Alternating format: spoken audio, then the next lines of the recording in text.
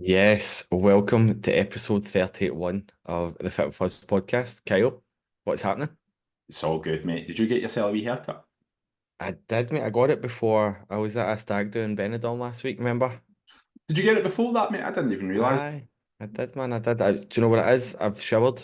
That's why it looks different for last week. Fair enough, mate. I'm due to get a wee haircut this evening or this afternoon. Uh, See, do you know what I've realised as well, man? I need to get myself a better camera. You're sitting there looking class in 1080p, and I'm sitting here in fucking 720p looking like a bag of shite. Wee mashed potato. I mean, yeah. No, I had to get up early this morning and get showered because they're doing like loads of work in the street, like putting in new gas pipes and stuff like that. So the gas was going off at 8 o'clock. Even though I think the shower's electric, I don't know what to take the chance. Fair enough. So up nice and early, get showered, get the hair washed, and I crack on with the day. But what's been happening with you? How's the week been? Mate, this week's probably been the worst week sleep-wise. Just where young Finn, it's just been one of those ones that's accumulative where he's actually getting up at like 5:30, and because it's 5:30, you've got a midnight feed and a 5:30 feed. I'm just not getting back to sleep. So it's just like you're just the day is long, mate. I'm getting to about 2 in the afternoon and it's feeling like midnight to me. And I'm like, oh Jesus, I've got a bit of hanging on to do at the moment. Aye, aye, 100%, man. Um, I've been trying to play catch up with obviously taking 4 full days off for the stag do. Mate, took my laptop away me, expecting I had high hopes of doing work when I was away. Not a fucking chance is that happening when you're on a stag do. So essentially took 4 full days off and I've just been chasing my tail since. it's mad when you are self-employed or like you work in the industry we do that you have to just catch up with. Like I've got a wedding in Budapest or Hungary that I'm off to Mhm. this evening. But it's essentially the same thing, mate. I'm literally Friday, Saturday, Sunday, and I was like, there's only one flight home on Sunday, and it's at 6 in the morning. I can't get that home. See my route to try and get home, mate. Originally it was looking like Budapest to Edinburgh, Edinburgh to Glasgow, Glasgow to Dublin. And I was like, it was just a 16-hour day. And then the other way of getting home was Budapest to Oslo, Oslo to Belfast, Belfast to Dundalk, really. I was like, there's just no easy way. Now, conveniently, I'm stopping in Frankfurt on Sunday for 4 hours. Aye, I'm going to conveniently. got to say 4 hours during the Euros just happens to be in Frankfurt, so I'm going to see if I can venture outside the airport for a wee hour or two. But just as Aye. the point at hand is, I've still got shitloads of work that I need to do, and the reason I need to be back on before Monday is just the fact I can't afford to take a Monday of not doing anything because realistically, it's just going to be the next 3 weeks of working then because I need to get shit done. Aye, 100%. And it's hard to actually switch off and relax and like unwind completely because you've always got that wee niggle at the back of your mind going, fuck, I've got this today, I've got that today. Shit, I didn't get that done. Oh my God, I'm going to need to catch up on that. It's a to-do list, mate. I say this all the time. It's like when you you are in this industry, it's like you've always got a constant to-do list, and that never goes. But you're always weighing up the to-do list versus what you. So if somebody tells you just to relax or just to like chill out, I'm like I'm watching a film or whatever, and then in my head I'm going, "Ah, fuck, I forgot to do that," or "I've Yeah. got to do this," or "I've got to do." Do I have time to do that tomorrow? I don't think I've got time to do that tomorrow. I've got to do this now.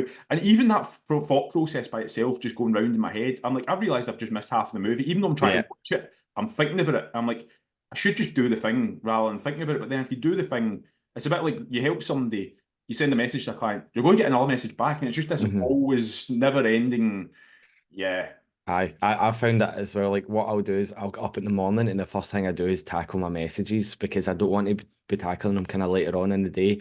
And then once you've messaged one person back, by the time you get to the fourth or fifth person, the first person's message back, and then it just starts that horrible cycle. So first thing in the morning, messages get done, and then throughout the day, I'll just kind of dabble in them. Do you know what I mean? I tried to do some cheat codes last night where I was like 11 o'clock at night. I just I have a list. I just voice message everybody. I was like, right, I'm putting the phone down. I've not even looked at it this morning yet. I'm just like, I will get back to that about lunchtime today and then be like, right, I'm away for a couple of days. See you later. Mm. Sharon, you're in charge. You take The thing I don't like about voice notes is I forget what I say. My head's that fried that I forget what I'm talking about. Mate, I type out what I'm going to say, like the main action points that I'm trying to cover with people Mhm. before I actually. So I've got a list of people and what I need to touch on with them, and I just voice note going, "How is this? What's happening with that?" And then they get back to me, but I always double check alongside it. Have they got back to me on this? Whatever.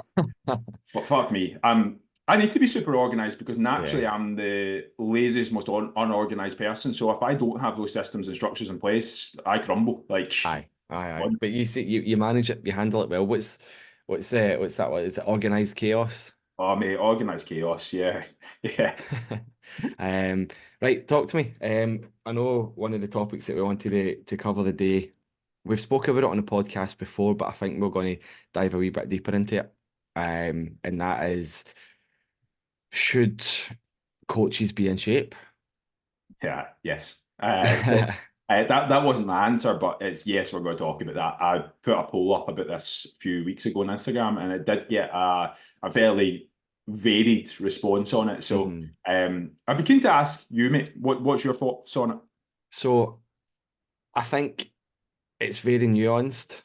Um, yes, I do believe that coaches should be practicing what they preach because you're never, I mean, let's be honest, you're not going to go to a dentist with any teeth, are you?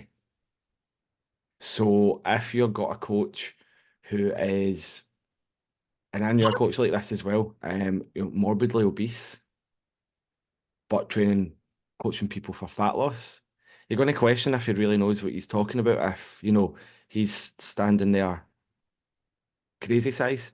Do you know what I mean? But Yeah, I do believe that we should practice what they preach. But here's the thing, like, what does being in shape actually mean? That's a thing as well. Um, being in shape for so many people can mean so many different things. Like, yes, I might not have a six pack. I might carry a wee bit of extra fat around my chest area. That's something that I can't control, but I move well. I lift weights. I lift heavy weights. I have been through and a very intense and strict fat loss phase. I've got the fucking photographs to prove it. But just because I'm not still in that shape, does that mean I'm out of shape? I was gonna say, mate, I've got pictures of you with a six pack, so don't put yourself down. Definitely don't have that six pack anyway, that's for sure. But yeah, so I think it is very nuanced and it's subjective as well. Like that question I asked you, what is being in shape? I think that's very subjective to the individual and what it is they are looking for. But here's the thing, like somebody came to me and wanted to prep for a bodybuilding show. I don't fucking know what I'm doing. I've never been through a bodybuilding show in my life. Somebody came to me asking, right, I want to take part in a powerlifting competition. I don't fucking know what I'm doing. Like I've never done that either. Do you know what I mean? But just because I'm not, you know, 66 kilo with less than 10% body fat, does that mean I don't know what I'm talking about when it comes to fat loss? I would go on the bodybuilding thing, work our way back from that. So I think my answer to it would be always you need to be in shape for the market that you're claiming to help. Yes, aye. I like that. So for me, I would go on the bodybuilding thing myself as well. I don't have any interest in coaching bodybuilders. Actually, one of the clients I have, his partner, she's a bodybuilder. She actually on a night out asked, "Oh, would you coach me?" And I'm like, I'm going to be completely transparent. Like for the level of coaching that you have been through before and what you're wanting to do, I'm probably not the person for you. With all the love in the world, I just don't think I can coach you to that level, and I have no interest in coaching you to that level. And it's for me, it's very difficult to coach at a level you don't understand. Like you can do it. It's just you're going to be a worse off coach for it. I'm sure Mhm. I probably could take somebody through a bodybuilding competition, but am I going to have the level of understanding that I need to coach them to the best ability that I can? Probably not. And it's actually very difficult to do that. And I think similar to what you said, would you go to a dentist with no teeth? Probably not. Would you go to a barber whose hairdo is rotten? Would you take business advice from a homeless person? Probably not. Like all of those like stand true. So I'm just plugging the old laptop in here before we get kicked out. But what was I going to say? For me, it's about I don't need this. Like if I wanted to learn how to, if I was looking for a marathon coach, I don't need the marathon coach to be able to run a marathon tomorrow, but I do need to see evidence of the fact that they have done it at some point or have evidence that they've taken people through that process. And I think where that conversation started and what got me interested in it in the first place was the fact I see a lot of coaches, fitness people, and again, I'm not in the business of slamming them realistically. I don't think you need to knock everybody's building down to make yours seem taller. But with that, there's a lot of people claiming that they can do this and do that and do this, and this is the only way to do it because the barrier to fitness and getting into it is so low. There's no evidence to the fact that they're doing the thing that they're saying they're helping with. And with Mhm. that, I think that's a very dangerous game to play and a very dangerous business to be in. I completely agree. I think a lot of the time now, one of the main reasons I get into coaching was because I wanted to help people. But then at the same time as well, I was doing well in the gym and I thought this is fucking easy. I can definitely tell people how to do this. And it wasn't until I got into coaching that I was like, fuck, this is so much bigger than I thought it was ever going to be. And then it just kind of helped me focus on what I actually wanted to do. Like I feel like I work good with people. I work really good with people that are got a poor relationship with food, maybe coming off the back of Slimming World. Usually kind of middle-aged women, I would say. Yeah. Young to middle-aged women who have been kind of poisoned with diet culture and all the toxic shit that you see on social media, demonizing foods and stuff like that. I work really well with them because I've been there and I've experienced it myself. I still I don't say I've got a good relationship with food, but it's much better than it used to be. So in that sense, I know my target audience essentially. I practice what I preach. I lift weights. If somebody wants to come to me um to learn how to lift weights, I'm very competent at lifting weights because obviously I learn for the best, you know. Ah, Uh, but yeah, I'm very competent at lifting weights. I back myself 100% in being able to teach anyone how to lift weights properly, safely. Um, but yeah, if you're going to someone again who's very overweight and you're looking for fat loss, you might need to ask yourself the question of, is this the right coach for me, essentially? yeah. I would 100% agree with that. And I think even from like, let's take in like what is in shape and we've stuck to a lot of like physiological what someone looks like. Mhm. But like even what you said there, you practice the thing, you've got evidence that you do the thing on a daily basis. It's not like you're telling people, oh, you need to do this, Mhm. whereas you've got like a terrible like you're hiding things behind closed doors. But when it comes to another thing, actually, I was only thinking about this yesterday. I was in a commercial gym and I was watching a PT coach somebody, and I was like, I was looking at the movements they were giving them. I'm like, that is horrendous. If anything, that Yeah. is like, I mean, that's bomb scare stuff. Like realistically, that person shouldn't be squatting. Now again, Mhm. I've also been that person 10, 15 years ago where I would take people through and go, oh, Linda, we'll get a barbell on your back and we'll get you squatting. And realistically, if they couldn't squat, then I'd probably give it a few times and then I'd be like, right, you know what, they're not squatting anymore. But I would still, again, try to keep loading weight on them for a period of time. I Aye. didn't understand how to actually get somebody from we get taught in a PT course or class or whatever, like this is what someone should do. This is how to squat, push your hips back and drive your knees out. Like I think even at the time we done it, it's like your knees shouldn't be over your toes. It's a lot of shite, right? Aye. That was in college, remember that? Yeah. Knees. Yeah, your knees shouldn't be over. Oh. It's all insurance things, but we didn't actually learn. Now that is great, and we all get clients like this where one in every 15 clients you get is just a genetic freak in the sense that you can do anything with them and they'll respond very well. But that's not a measurement of success. Like you need to like what I found that over the years I've got better at, and it's only because my level of understanding has got better.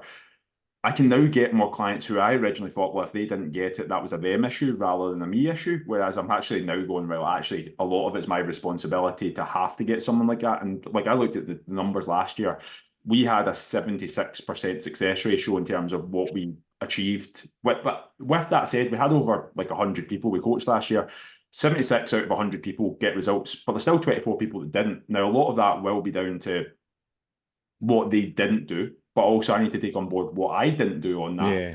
It does need to be a measure of both, and you're constantly evolving with that. But I think a lot of coaches they don't understand how to replicate results, even when things go, but especially when things go wrong. Because it's fine having a genetic freak. It's fine having somebody who, let's say you have somebody who doesn't have any emotional issues when it comes to food. You tell them to eat fucking chicken, broccoli, and nothing but that for 12 weeks, you'll get a good result from them. You can Yeah. stick that up on Instagram and you'll be like, class, there's Johnny Boy done well.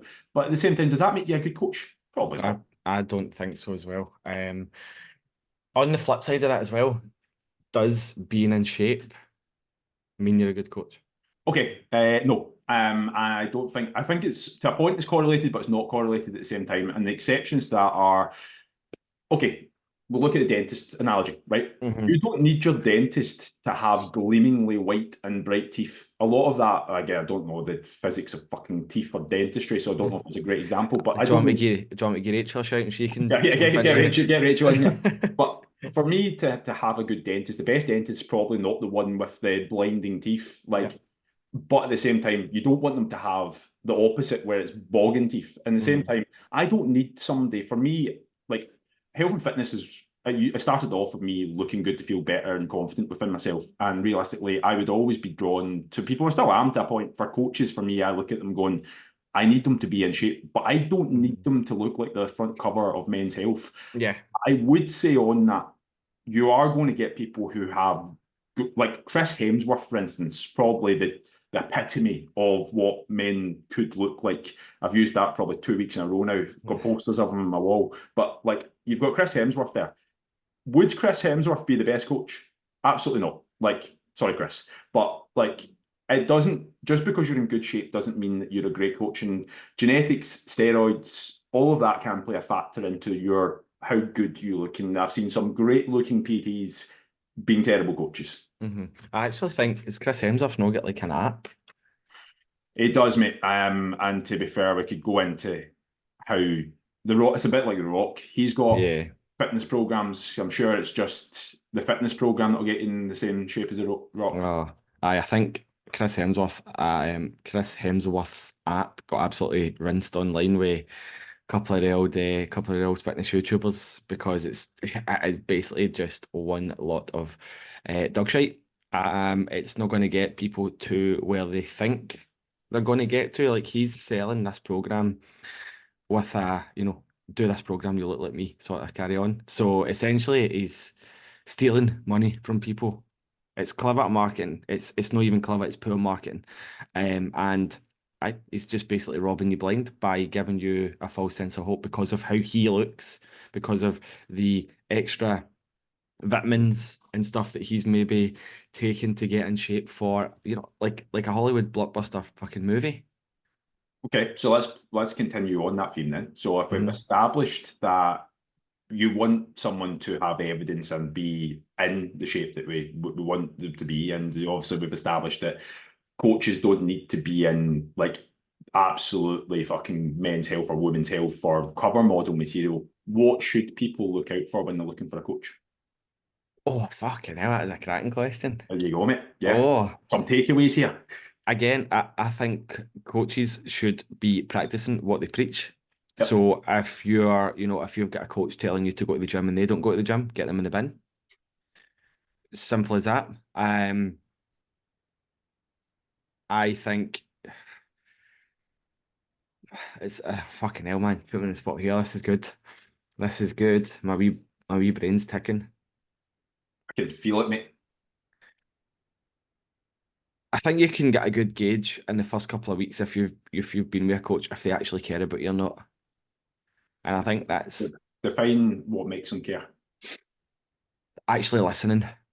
You know, I've worked with a few people where they've said that their previous coach was it's my way or no way sort of thing. And yeah, like I mean, I know a couple of coaches like that, and yeah, they do get success from certain clients, but that's certain clients, like you said, that have really good genetics or they don't have any kind of emotional response to food.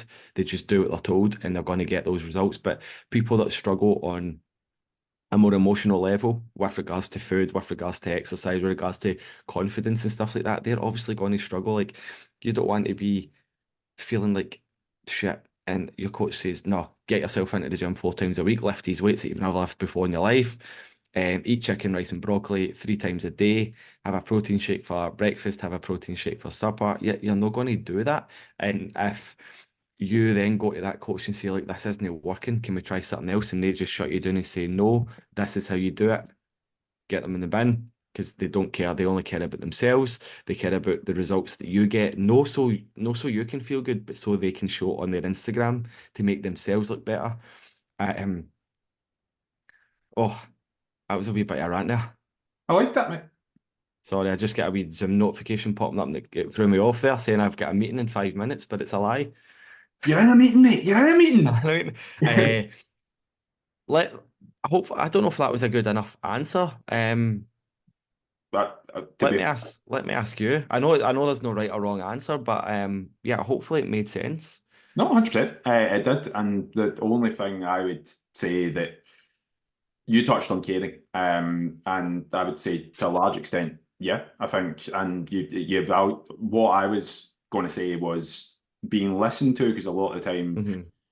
like I can spew a program at anybody. Like the biggest issue with Googling things is it doesn't take into account how you feel, what your life looks like, your structures. Like conversation I have with most people to start off with is that like, what is your life looking like at the moment? Where do you want to be? What obstacles are you having? Like, I can't give any sort of like product, I can't give any sort of service until I actually know where somebody stands, what the obstacles they're facing, so we can overcome them and what we want to get in the end up. Hmm. So I think being clear about with your coach, both of you being clear about what the expectations are.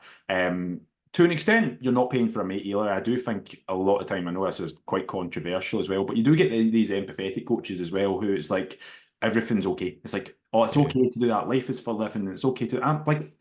I'm here for that as well. Sure, like there are days, most weekends, where I'll throw caution to the wind and whatever, but I set that up properly. The Hmm. thing for me is that's also dangerous in the sense that most people aren't in the position that they are because they've probably had too many good weekends and they've Hmm. lived life a little bit too much. And I think with that, there is that kind of actually having a conversation with somebody going, right, what's your expectations? What is it you're looking to do? What are you willing to do and what you're not willing to do? Because a lot of that, if you have those conversations and you're very clear for both of us, going like, if I have, got to use the word name Linda again, I actually don't think I've got any clients at the moment called Linda, but Dave and Linda are usually the two that I go to as my avatars. But Linda, let's say we've got Fucking Linda. fucking Linda. But what was I going to say? If we had Linda, who we've realised that she's unwilling to give up our takeaway on a Friday night because it's the only time that she gets with her partner, and she goes for a Sunday roast like with the family, and it's important for her to have family meals each day of the week. Am I going to go right? What you're having on Yeah. a whatever a Monday to Fridays, you're having chicken and broccoli. I quite like chicken and broccoli. I'm not going to lie, but for Linda, that's not going to work. So it's being clear about that. But the biggest issue I have with a lot of coaches is the fact that they read things off a textbook, go, well, that works and that worked for me. Hmm. And then it's like, right, well, if Linda doesn't eat chicken and broccoli Monday to Friday, then that's a her issue. And then that's where we start to get into the problems of you make a problem now worse rather than better. And the only way that for them they can see a result is if they do the process of chicken and broccoli. So to simplify that, because that's what we do, we simplify things, um, is not speaking in absolutes. And I think there isn't, and I've always said this, I'd say this to probably the initial call I had with you or whatever, there is no set way that we need to do things. There Hmm. are rules, there's always rules, but it's up to us how we manipulate and bend them.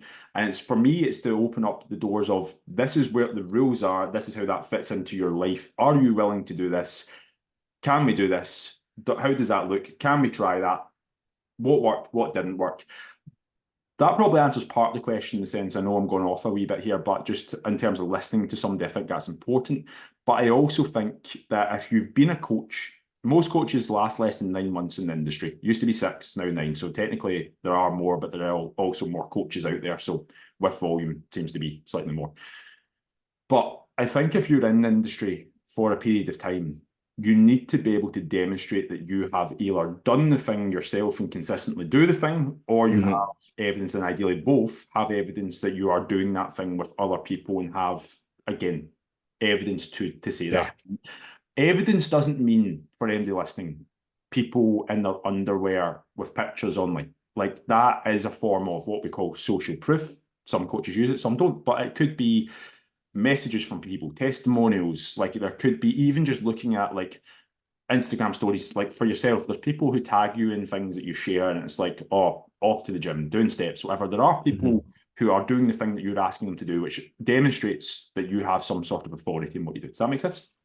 100%. I completely agree. And yeah, 9 times out of 10 as well with the evidence thing. A lot of coaches will maybe have a group of, 200 plus people, and 5 people out of that group do really well. that doesn't then mean that they are class coaches, because what about the other 195? I feel that that's a great fucking post. The other 195, and Yeah. you know what? I've had this conversation where I think I had it with Shannon. It's like usually you find these in group challenges. Like they'll have a low ticket offer where people get in really cheap and they'll get 100 or so people in. And out of the 100 people, 3 or 4 people get results. And you'll see online these great pictures of 3 or 4 people. And you're like, wow, for a cheap price, I can look like that. And that's a dream that you get sold. It's like lottery winners. It's like happy days. But then you get 2 weeks into it and realize that you're eating nothing but like a fucking dust and ice. And you're like, right, this isn't for me. How are they getting in good shape? And I'm like, Yeah. there could be circumstances in the sense that like sometimes people just fall into the right period. Like if I had a wedding in 8 weeks and I'd fucked it for the last couple of months and I'm like, I really need to get in shape, might not be the worst thing to go super aggressive and just go Yeah. for a very black and white plan with the understanding that you're crash dieting. Like, truth be told, I have crash dieted people before, but in a coaching sense where I'm like, you have 8 weeks, you want a great shape in 8 weeks. This is what that looks like. Are we happy enough to do that? Happy days, let's do it. Like, and that's fair enough. But for a lot of people coming into this, they have the expectation that they're still going to be able to have a Chinese bottle of wine and Yep. whatever. And it's never told to them that they're not going to have that. And then they come out disappointed and feel like coaching's not for them. I'm like, Yeah. you didn't get coaching, mate. You got a program. You got a Literally, you get a program and thrown into a community page on Facebook and just left to your own devices. Some of them don't even have community groups. Like it's madness. Like you're just literally going, there's your program. I think back in the day, it might have got different since, but it used to be just like a WhatsApp message you got and go, there's your meal plan, stick to that. I'll see you in 8 weeks. Like check in with your weight every week. And if you've put on weight, justify why you've put on weight. Like Aye, it's madness. It's absolute madness. But when I thought Bear was walking about there, but when I'm talking to clients and stuff like that, I think you touched on it a couple of minutes ago. Like I always ask them how they're actually feeling. yes. Do you know what I mean? Like, how are you feeling? I don't give a fuck about what the scales say. I don't give a fuck if you've dropped down a size in jeans. How are you feeling in yourself, mentally and physically? And I think that is more important than everything else. See if you're not feeling good, if you're in a program or if you're getting coached and you're not feeling good, you might be losing weight. But see if you're not feeling good doing it, are you really doing yourself a favor? Realistically. So I think you need to be feeling good above all else. So I would not counter what you're saying there, but I would add to the point of that where, yes, feelings are good in the sense that we need to have touch points with people to actually see how they are adapting to the process. And if somebody's going, I am fucking miserable, tired, Jason's terrible. On that sense, 100%, there probably needs to be a, what can we do to make this less frictionful? But with anything, the issues with relying on feelings all the time is the fact that like people, no matter how well they're doing, like yourself during a photo shoot, albeit you decided to do the photo shoot, was that at points you're going to feel fucking terrible and life is terrible and you want to give up. So I think leading with data to a large point, going, this is what we originally said we were going to do, and this is where we want to be. Are we on track for that? Plus, how you feeling depending on that. I think you put those two together as a recipe for absolute smashing it. Relying too much just on feelings, not great. Relying too much on data, also not great. Merging both together, marriage made in heaven, job's a good one. That makes sense? Aye. And I completely agree. Thank you. Yeah. No, what I was going to say, like, I was going to say, we all have, like, if you were to go to work on a daily basis, and I've made a post about this, if I only ever went to work on days that I wanted to work, probably work about 4 days a year. If I only ever went to the gym on days I want to go to the gym, I'd probably go once every couple of weeks. Like, it's a lot of the time we are, I remember listening to a podcast or a seminar about this years ago when it's like we are habitually lazy. Like as human beings, we seek comfort, and comfort right now, we are in, whether people like it or not, we are in the most comfortable era of our life. There's no threat to our immediate health or like that we know of. It's invisible in the sense it's food and it's not moving as much. But in terms of, there's not going to be a lion, a tiger or anything, certainly not an island, that's going to come and eat you. You've not got predators coming in. You're top of the food chain. And most people who's listening to this fucking podcast, you've got a Wi-Fi connection, you've got phone, you've got probably a laptop. Like, you're in a good position. So realistically, your ability as a human being to survive no matter what you do is probably going to be quite high. So there's Yeah. no actual drive or want to do a lot of things. So I think with that understanding, we're all in fairly privileged positions. And with that, your feelings will be a gauge of how we're feeling. But we also want to make sure that, like, data-wise, that keeps us in a direction. Aye, 100%. I completely agree. That was like our two brains merging into one there.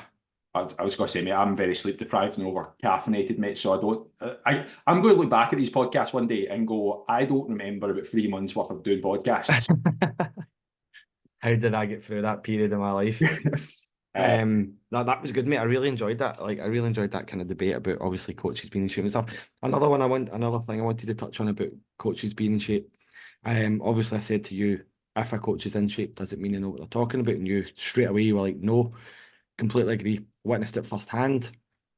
Just because here's the thing as well, right? See, just because somebody's like a bodybuilder or in bodybuilding shape doesn't mean they know how to get middle-aged women with a poor relationship with food skinny or lose body fat. Just because they can do it for themselves doesn't mean they know how to do it for other people. Yep. And I think I mentioned this in the podcast before, but I've seen a coach who was a bodybuilder, who was competing, had an overweight woman doing calf raises. Do you know what I mean? I think I mentioned it last week actually. Doing calf raises just so she would feel sore the next day to make her think that she'd worked. That's fucking rough.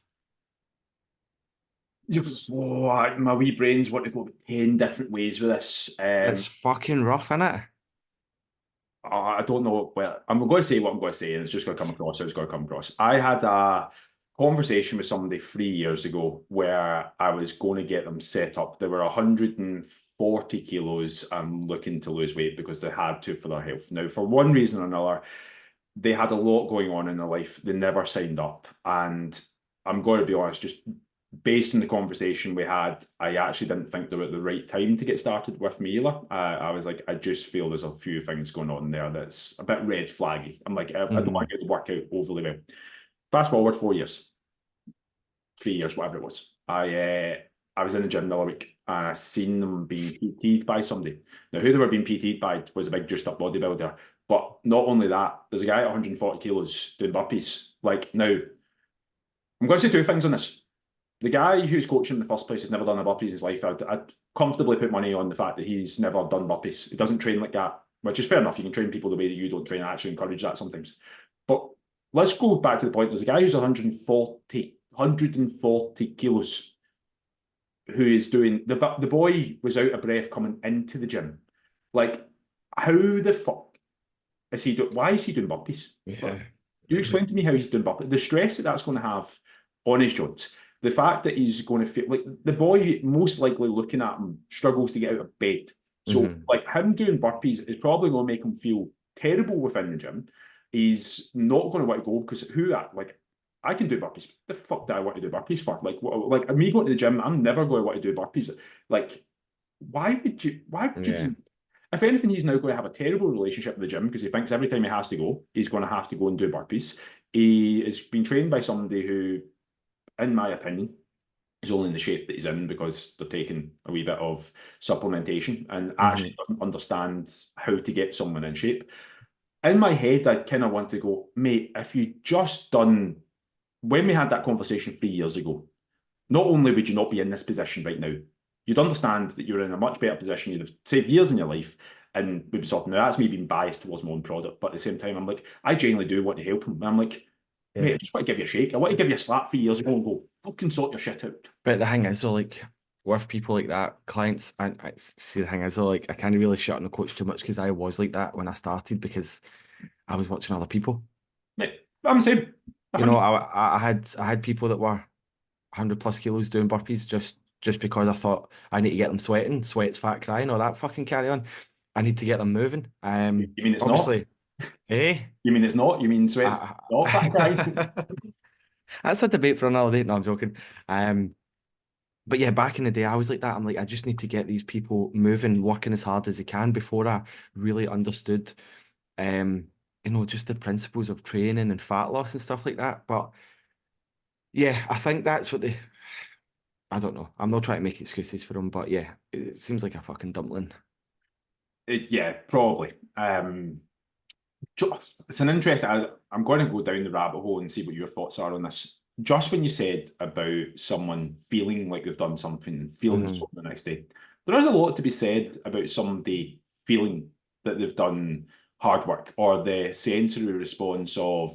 I was actually thinking about this I put up a post about like not stretching because like stretching is like masturbating where it feels great, Yeah, but mate, actually. I use that analogy all the time in the gym. It gets me so many funny looks, but it works. It makes perfect sense. But anyway, talk to me. But no, it was 100%. And like I was going through my head about things that actually feel good, but don't actually have a benefit Hmm. to what you're doing. And like a lot of that can be like the reason that people get so addicted to cardiovascular work is because it feels good. You feel Yep. after you've done a run or a cycle. You even the same, mate. You went out a run the other week and you felt great after it. And I'd be Hmm. the same. Like I'm not a big fan of running or anything like that. But you know what? The feeling it gives you after, you're like, fuck, that's great. Can we capture a wee bit of that?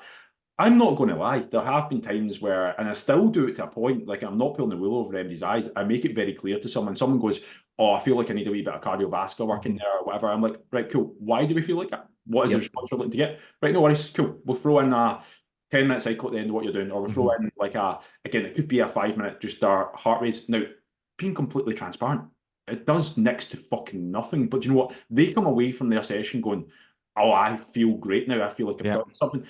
The hard work's actually been in the fact that, you know what, they've done the resistance training before. You don't get the same feeling. That's what the hard work is. But you know what, you've Yeah. come away from it going, "Oh, I've done a great session," because you've had 5 minutes, your heart rate just gone up a wee bit. I know 100%. And I think it is just that people like to feel like they are working. Because if they don't feel like they're working, I mean, let's be honest, see, 9 times out of 10 when I'm in the gym lifting now, I can come away from the workout and be like, oh, get a wee bit of a pump there, but my heart rate wasn't going through the roof. I might have got a wee bit of sweat on, but that's just because the sun's beating right in the fucking window. Um, Whereas sit me on a rowing machine for 5 minutes and I am soaking by the time I finish. And I think people just like that feeling of, I feel like I worked hard there. Yeah, I feel like I worked hard. I've earned my Dominoes tonight. yeah. I was going to say earning the dominant. Well, actually, that it's a very easy. I was even almost guilty of falling into this the other week Yeah. where I was like, I cycled. So Hmm. right now, the time I have to go to the gym's limited to the nights and stuff. So I need to make the most of it. So I'm like, I cycled to the gym. I had a quick session in the gym. I then played five-a-side after. I then cycled home. So I'm like, on that evening, the expenditure levels were massively high. The expenditure levels for the rest of the week were fucking nothing. But Hmm. that night, like Jen made this fucking pasta, and like again, being a new dad, I'm like, I can't say to Jen, "Oh, here, I don't want your pasta." Like, I'm like, I'm eating that pasta, otherwise I'm homeless. But at the same time, I'm like, it's fucking fair amount of calories in that pasta. I said to Jen, I was like, here, there must be 1,000 calories in that pasta. And she's like, but you've done all this evening and whatever. I'm like, in my head though, I'm like, she's right. I have done all that this evening. I'm also like, yeah, but my calories for the rest of the week are still 2,400 every day. Like my movement for the rest of the week doesn't justify that, but it can be easy when you've just done all that. I'm still, Yeah. mate, I had a crack in a game of football. I'm not scared to admit it, mate. I was literally my inner fucking whoever, like Coutinho was coming out. But I had a great game and I was kind of buzzing about it. I was like, I've earned that pasta. Whereas Yeah. actually, you're looking at it going, you look at the week and you're like, don't think you did, mate. I absolutely haven't. But yeah, just in that moment, I used to do that as well back when I was like excuse me, 18, 19. I would go on the cross trainer for an hour, burn 700 plus calories and be like, right, I can eat what I want. Takes you, as I've always said this, it takes you, so every piece of pizza has about 200 to 250 calories, depending on the pizza, right? It Hmm. takes you 15 minutes of being on like a piece of cardiovascular to burn even close to that. Takes you 2 minutes to eat it. Like, Oh, so aye, it's crazy. yeah, you eat 4 slices of pizza, you can do that in 8 minutes. It would take you over an hour of cardiovascular work to burn that.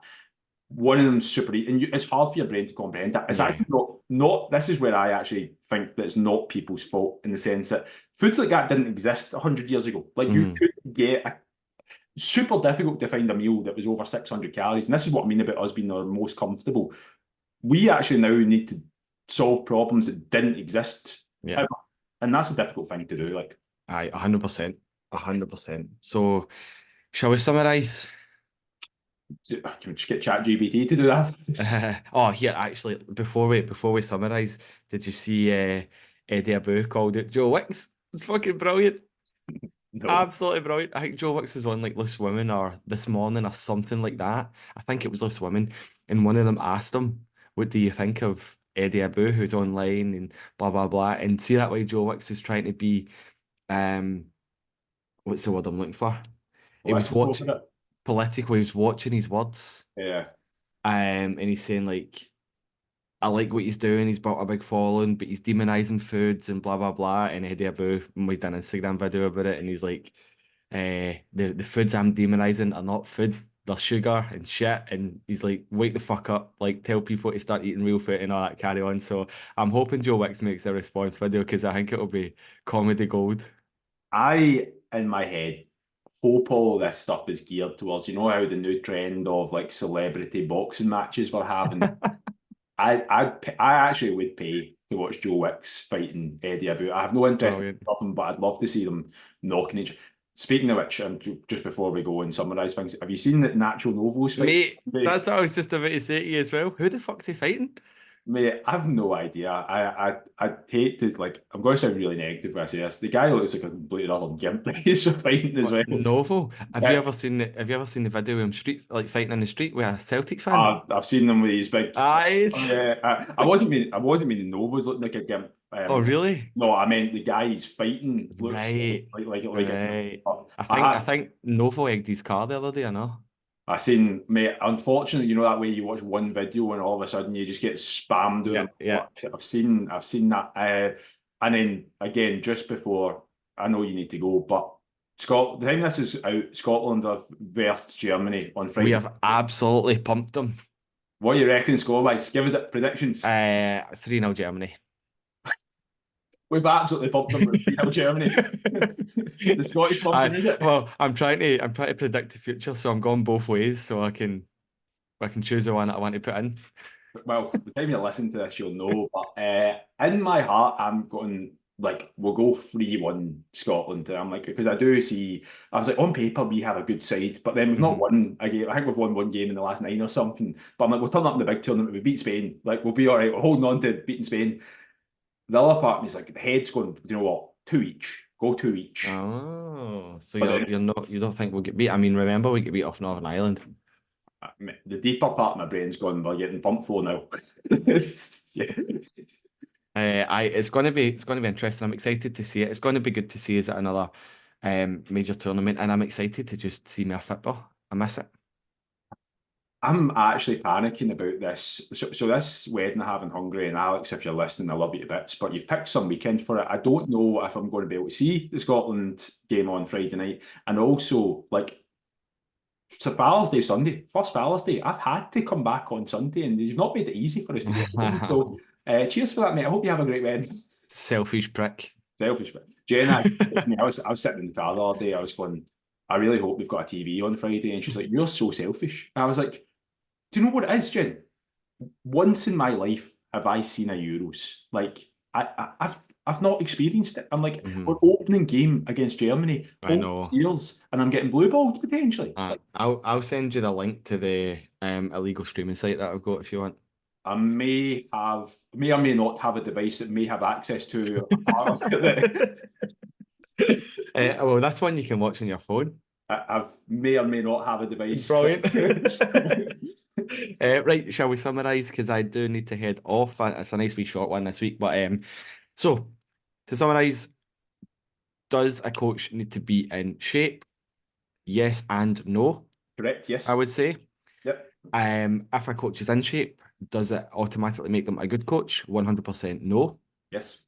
What should you look for in a coach? Someone who can communicate well with you, listens, understands, gives you clarity, but also at times can give you tough love. And I would also say that they have evidence to say that they are either doing the thing themselves or have evidence they have done the thing with other people. Absolutely. Practice what you preach. Stand Correct. by it. Yeah, right, mate. It has been Gary Preston. It's been an absolute pleasure speaking to you as always. Where can everybody find you? Hungry, mate. I will be. They can find us Kyle_biofitness1 on Instagram, and that's about it. Gary, where can they find you? At gmark_health and fitness on Instagram. And see if you're listening to this, you've no followed us already. What the fuck are you doing? Top 5% of podcasts. Still not got music. I was going to say soon to have a theme tune. Soon to have a theme tune. How many? It's coming. This 31. This is 31 now, aye. I always get rinsed for the way that Scottish people say 30, whereas Aye. I find it really ironic that Irish people say 30. It's like, it honestly is like people in glass houses throwing stones. I'm like, I understand it's not phonetic, but at the same time, listening to you then go, oh, you can't say 30, right? I'm like, Well, don't want to be that guy, but like, we say it with like an F, don't we? We say FE rather than THI. 30. 30. I don't know if you've ever seen the video online where it's the two black guys arguing about who's blacker. I was like, I don't understand the argument that's going on here. I need to watch that. I don't think I have seen it, but I can just picture it in my head. But One of them was like, "Oh, you're as dark as 2 in the morning," and I was like, "Yeah, it's quite funny." But anyway, sorry that. Yeah, let's wrap this up. Aye, we'll soon be on episode 32, and then it'll be 33. 33, and we'll add a third to that. Maybe we should get Shannon on for 33 just so she can introduce us. Yeah, we'll get her on, get her to introduce it, then kick it off. Anyway, folks, thank you so much for listening. Apologies if you've been floating around for the last 3.5 minutes because we've been chatting absolute shite. But yeah, we'll see you all next week. Bye.